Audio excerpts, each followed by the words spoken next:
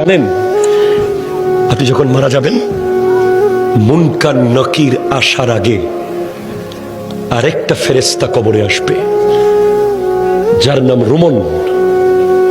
সে আপনাকে বসাবে, বলবে লেখো উকতুব আমালাক, তোমার ৬০ বছর কি কি করেছো প্রত্যেকটা মুহূর্ত লিখে দাও।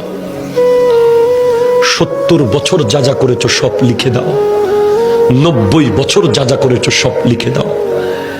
আপনি জীবনে একটা বাজারের লিস্ট লেখেন নাই, আপনি জীবনে একটা দোকানের হিসাব লেখেন নাই, আপনি ট্যালেন্ট ছাত্র ছিলেন, শুধু লিখতে বিরক্ত লাগে বলে আপনি ফার্স্ট ক্লাস পান নাই কলেজে ইউনিভার্সিটিতে।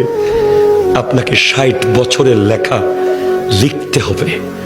প্রশ্ন করবেন, এই ফেরেশতা কালি কোথায় পাবো এত? বলবে মুখের থুতুকে কালি বানাও। কলম কোথায় পাবো? হাতের আঙ্গুলকে কলম বানাও। কাগজ কোথায় পাবো? গায়ের কাফনকে কাগজ বানাও। লিখে দিতে হবে। নামাজ পড়েছেন, কলম চলবে দ্রুত। রোজা রেখেছেন, কলম স্পিডে চলবে। দান করেছেন, কলম স্পিডে চলবে। মা বাবার খিদমত করেছেন, কলম দ্রুত চলবে। সুদ খেয়েছেন, কলম চলবে না। ঘুষ খেয়েছেন, কলম চলবে না।